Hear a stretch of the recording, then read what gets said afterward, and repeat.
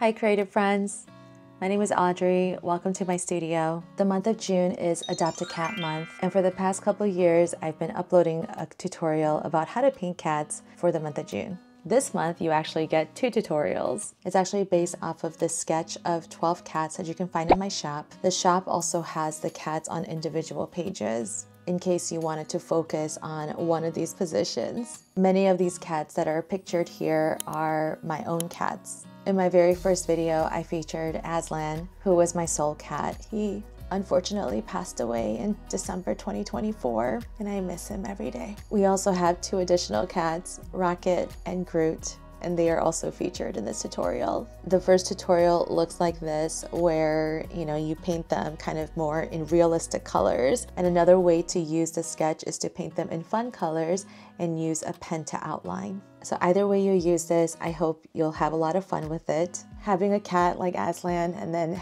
experiencing his passing was really, really difficult. It's too hard to put into words. But then being able to continue to love other cats like Rocket and Groot has been so fulfilling. If you've ever thought about getting a cat, now is the time. I hope you'll visit your local shelter, and even if you don't end up adopting one, just even visiting and seeing what it's like is just an eye-opening experience. I hope you'll also consider adopting an older cat. Sometimes older cats are more mellow, and even though they might have had some trauma, they still deserve to be loved and just want a peaceful home. So if you're able to provide that, I hope you'll really consider adopting a cat this month. Well, without further ado, let's get into the tutorial. Alright, so I have my sketch, and again, you can find this in my shop. I printed it on regular US letter size paper, and I have my watercolor paper, which is sized at 8 inches by 10 inches. To transfer my sketch, I like to use the light pad, and you can find this on Amazon. I have a link in the description. But if you don't have this, you can just tape your watercolor paper to the sketch and then use a sunny window. I like the light pad just because then I can use it right at my desk, and I can tape everything to the light pad to make it secure. So I'm first taping my sketch and then going to place the watercolor paper on top. As you can see on the sketch, there is a thin rectangle, and it's actually sized at 8 inches by 10 inches. So you can try to match up your paper perfectly to that. Watercolor paper is pretty thick, and that's why I like to use the light pad. Sometimes the sunny window isn't enough. Now I'm using the General's drafting pencil to very lightly sketch. I'm going to remove some of this pencil line later with a kneaded eraser, but it's still important to sketch as lightly as you can at this point. I'm going to speed up this part, so I'll see you in a little bit.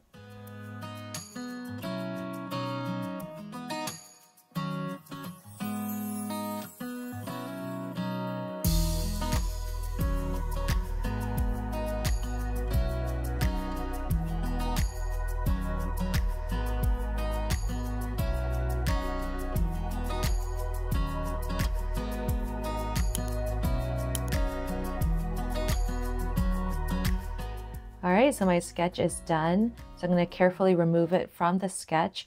I'm going to keep the sketch on the light pad because I'm going to use it for the second part.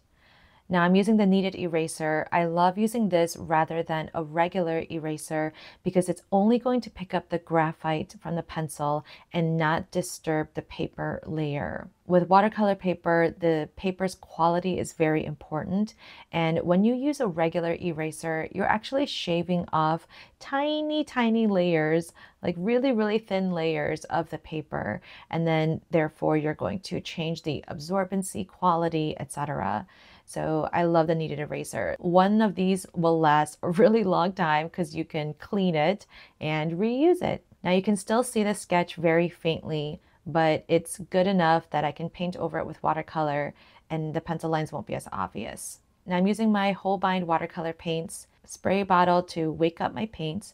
I'm using a round size 3 brush. And for these colors, I really want you to be free to use whatever colors you have in your palette.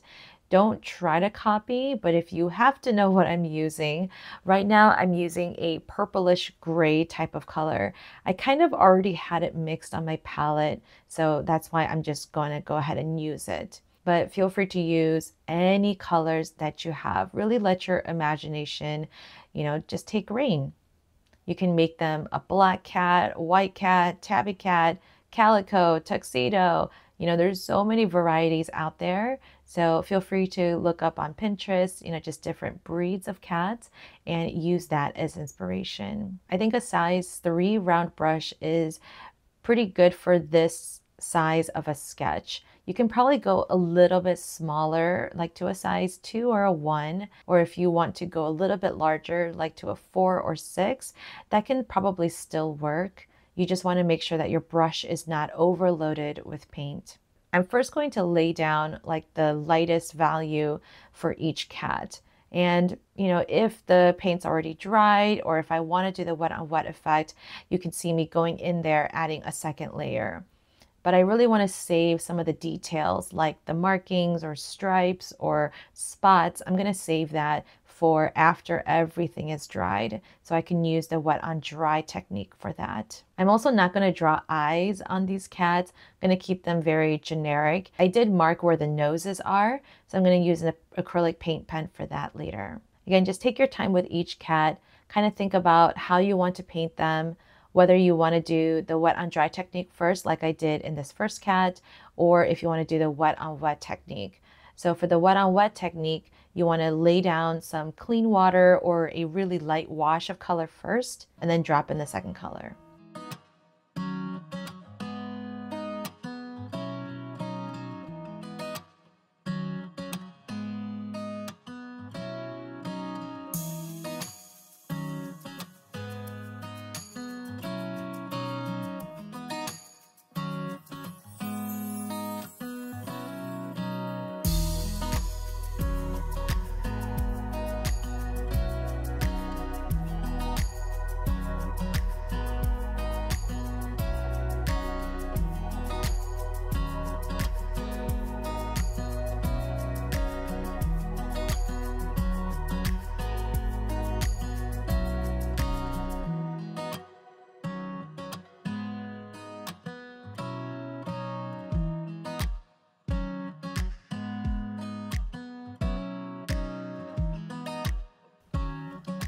These next two cats are actually Rocket and Aslan. I'm mixing a little bit of black into that purple gray color that I used for the first cat.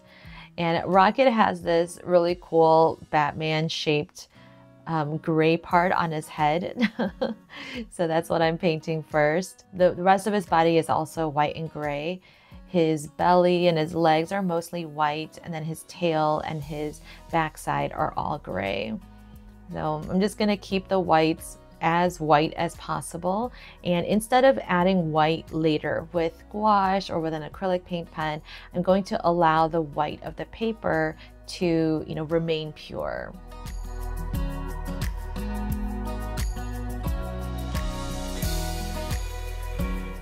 All right, so we're moving on to painting Aslan.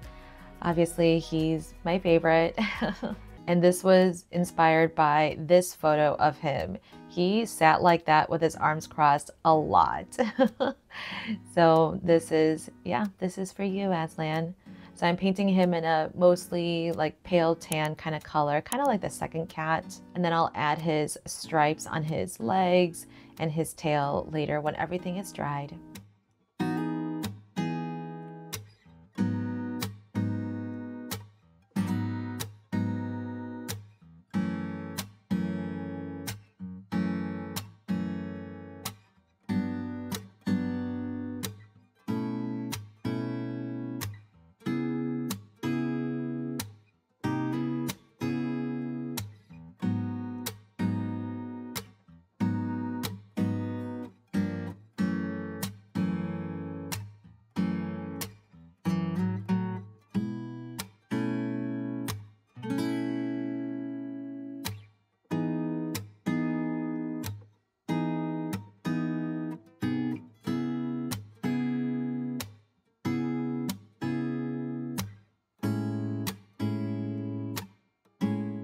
Okay, I got a little impatient and I wanted to go ahead and do the dark parts on the second cat.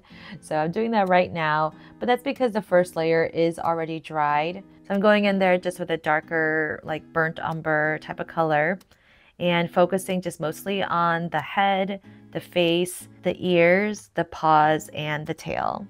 I'm actually going to add a third layer to this cat as well, but that's basically it for now.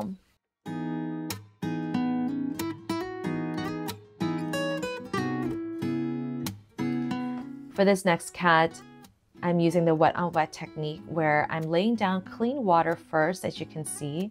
The wet on wet technique can be a little tricky, and maybe I'll come out with a video on how to do all that, but you basically want to have just enough water so that the paper is, sufficiently wet. Now, what I love about Holbein paints is that it doesn't contain an ingredient called oxgall, and oxgall is a dispersing agent. So you'll see that even though I laid down the paints, it's not spreading out so ridiculously spontaneously, if you know what I mean. But that's also because my paper is also not as wet, so I really try to maintain kind of that control of where the paint lands. That's just another reason why I love Holbein watercolor paints. I can kind of control how far that paint will travel. And this is where having a smaller brush like a size 2 or 1 might be more helpful, because some of these legs and like the ears are very tiny and very tight corners. So even though I'm using a size 3, yeah, feel free to go down a couple sizes if you need to.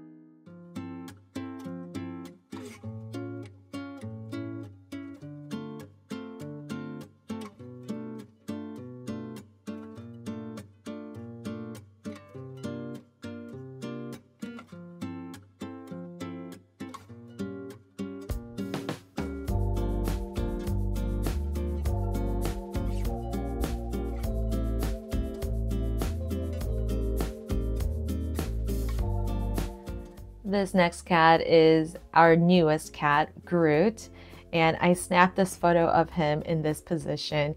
He's just so funny the way he sleeps. He's so comfortable, you can tell. So I'm using the wet on wet technique again because he's mostly white on his belly, and that's the biggest part that's showing right now. So I want to use the wet on wet. I'm using a sepia type color to just lay the color like right on the sides of his back. And then his tail is also really dark. And then he has some stripes on his legs. And then he has a couple random dark spots on the underside of his front paws.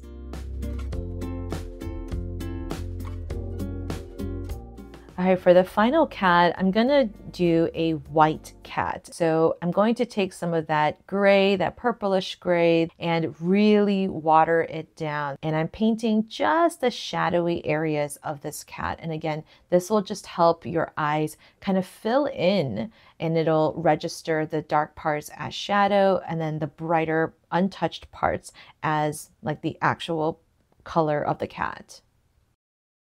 All right, so let's move on to some of the details. Now I'm using a size 1 round brush. And again, all of my supplies are listed in the description box, so make sure to check that out.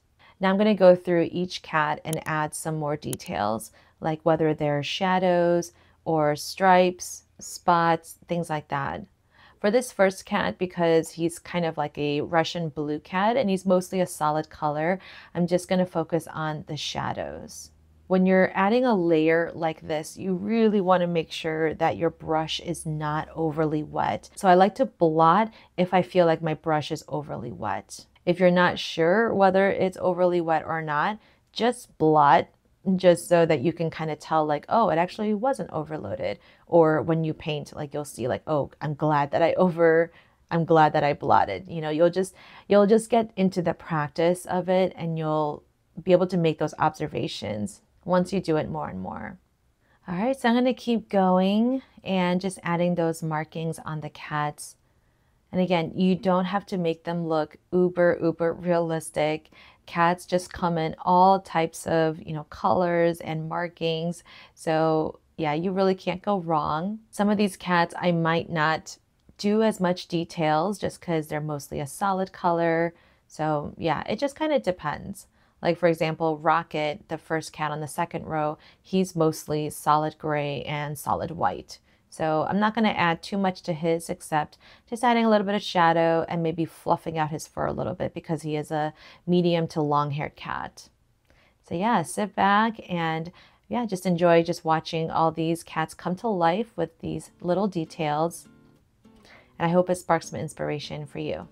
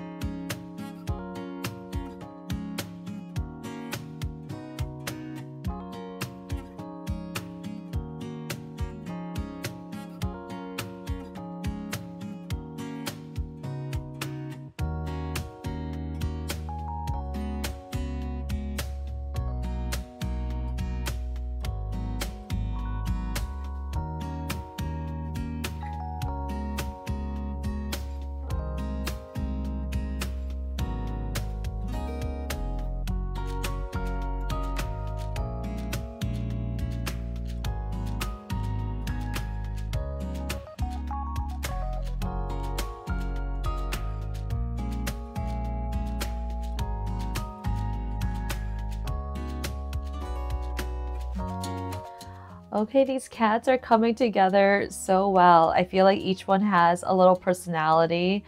I wish I could name every one of them. I wonder if you see your cat among this group.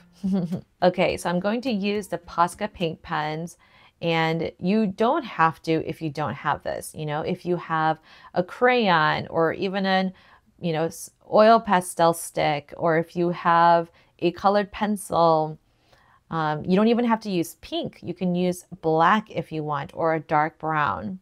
But I just happen to like pink noses. They're just so cute. And all of my cats did have a pink nose. So I'm just going over it with the paint pen. The paint pen is also great because it's mostly opaque. So again, if you don't have this, you can use gouache if you have that. It could even be black or brown. Any color is okay.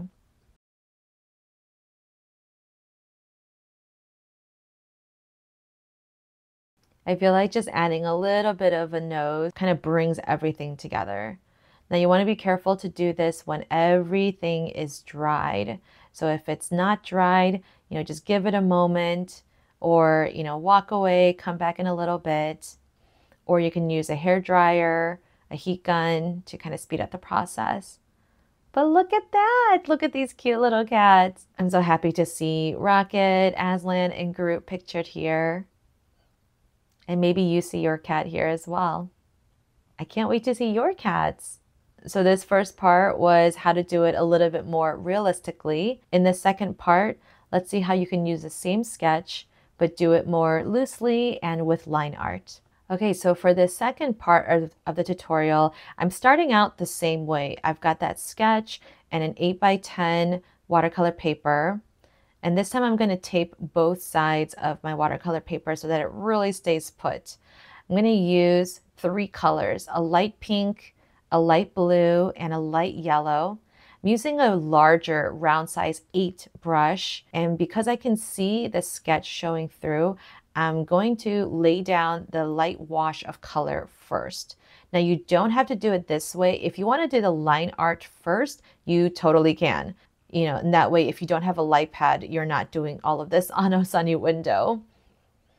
So you can totally sketch first with a waterproof pen, and I recommend the Micron. And you can find all of the links in the description box. So I want you guys to definitely color outside the lines. Don't feel like it has to be perfect. You don't even have to, color the entire thing if you don't want to. And I'm using colors that you don't normally see in a cat, because again, I just wanted this to be more of an imaginary kind of composition. Okay, remember to let everything completely dry. So now I'm using the Micron pen, and this is a size 05. I like the 05 because it's not too thick, not too thin. It's like the good happy medium. My light pad is still on because I need the light to be able to outline the cats. Now, even as I'm outlining, there are some areas that I may not have followed exactly, and that's okay. And sometimes your pen might skip over certain areas because the watercolor paper might be more rough. It might just have a lot of tooth to it. So if that's the case, don't worry about it. I'm not looking for a perfectly clean line art. I'm not coloring in the nose because I'm going to use my paint pen for that. And for the paint pen, I decided not to use a pink one this time just because I did paint some of my cats pink. So I'm going to use a brown paint pen for that later.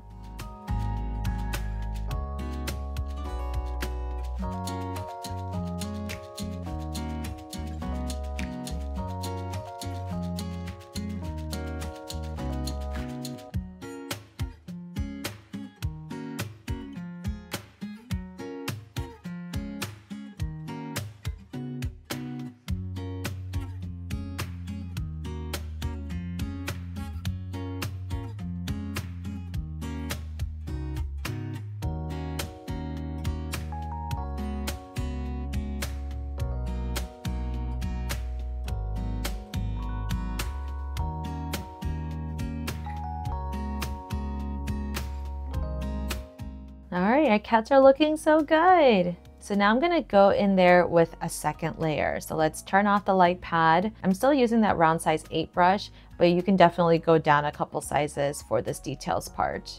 Now for this, I'm not being as careful about how wet or dry my paint is.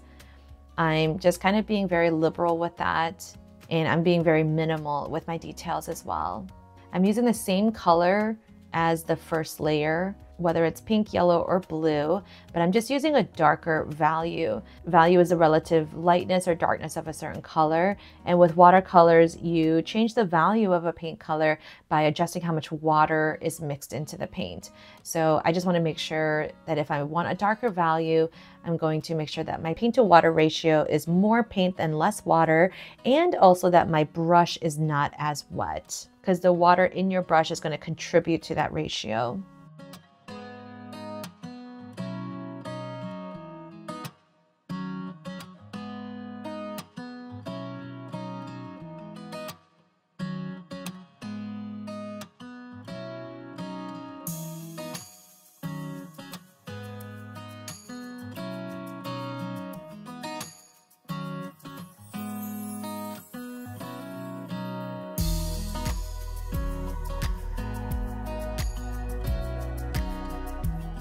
Okay, so like I mentioned, I'm using the brown Posca paint pen. Now this one has a sharper point than my pink one, so I can be a lot more precise with my nose.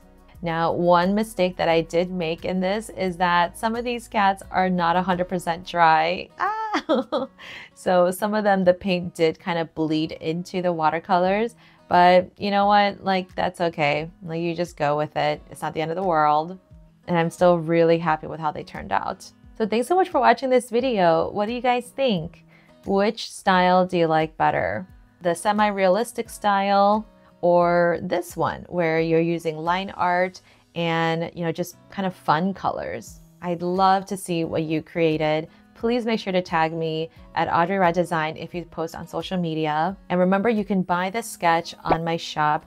Like, it'll have the 8x10 version the way you're looking at it now. It'll have each cat on its own sheet of paper, so you can paint one on a larger scale.